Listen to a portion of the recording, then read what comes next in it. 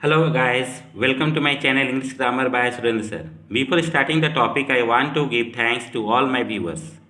New viewer watch my video from beginning to end, then you decide that this video is really helpful for you. Then you like and subscribe my channel. At last, I request all of my viewers that after watching my video, you must like and give comment. Now I am going to start the topic passive voice of command, advice, imperative sentence. तो this topic is very interesting and easy, or this topic is really comes in the exam also, all types of the exam. So be careful and see what is the method. Passive voice बनाते समय ये method बहुत ज़रूरी है learn करना। सबसे पहले active से पैसिव वॉइस बदलते समय लेट का प्रयोग करते हैं। लेट के बाद क्या होता है? सब्जेक्ट के बाद क्या है? B plus V3। ये जो है मेथड है, इसके आधार पर ही सब हम बनाते हैं। तो just to learn this one, subject is placed between let and be plus verb in the third form. Next,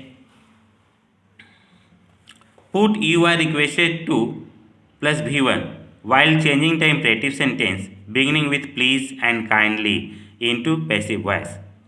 जब कोई सेंटेंस प्लीज से या काइंडली से शुरू हो तो उस जगह में सबसे पहले यू आर रिक्वेस्टेड टू लगाते हैं।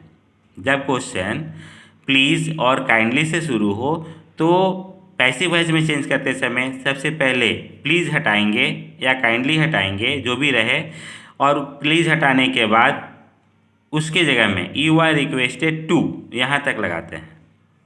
इसके बाद हम शुरू करते हैं वर्ब। तो हम शुरू करते हैं, किस तरह का क्वेश्चन आता है। तो ये क्वेश्चन बहुत ही इंपॉर्टेंट है। इस टाइप का वीडियोस में क्वेश्चन जो है एग्ज़ाम में अक्सर आता है, इसलिए हम इसको सबसे पहले बता रहे हैं आपको। तो पहला है पोस्ट द लेटर। तो सबसे पहले हम बोले कि ये जो क्वेश्चन है सबसे पहले लेट से शुरू होता है, तो सबसे पहले लेट लिखेंगे, लेट। इसके बाद जो सब्जेक्ट, इसमें सब्जेक्ट क्या है?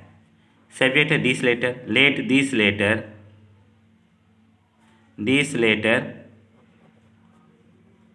Late this letter. इसके बाद क्या है? बी। इसके बाद क्या होगा? जो वर्ब है उसका थर्ड फॉर्म पोस्ट का क्या होगा? पोस्टेड। तो इस तरह से ये हम बनाएंगे। इस यहाँ पर हम देखे भी हैं, पहले लेट, फिर सब्जेक्ट प्लस बी, फिर V3। बस इसी मेथड में हमको पुट करते चले जाना है। Speak the truth. तो सबसे पहले लेट लगाएंगे, लेट द ट्रूथ, बी। इसके बाद क्या होगा? स्पीक का स्पोकन। है ना इजी? It's very easy. अच्छा, कुछ क्वेश्चन आता है कि नेगेटिव, जैसे डू नॉट टेल अ लाई।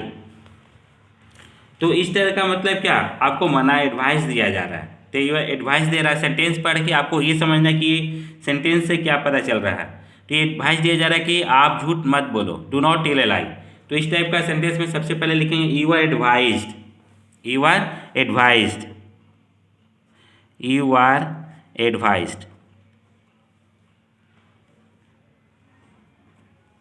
इसके बाद नेगेटिव है, डू नॉट है, तो हम लिखेंगे not advise not to tell a lie, full stop.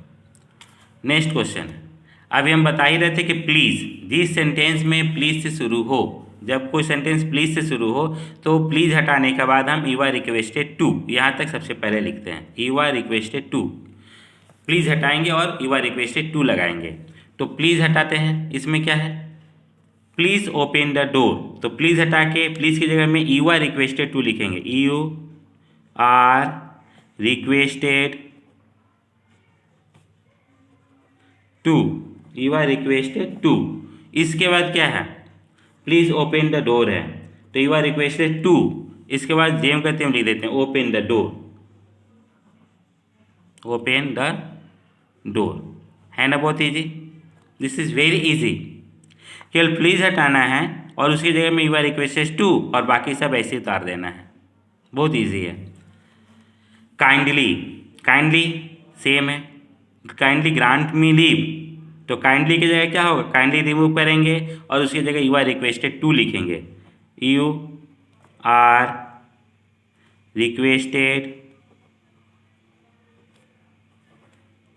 To open the door,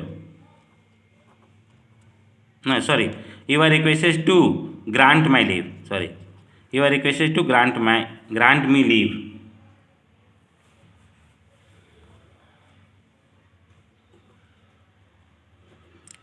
you are requested to, इसके बाद ग्रांट मी लीव, ग्रांट मी लीव, हो गया, है ना। बहुत easy. So this type of a question you can try at home.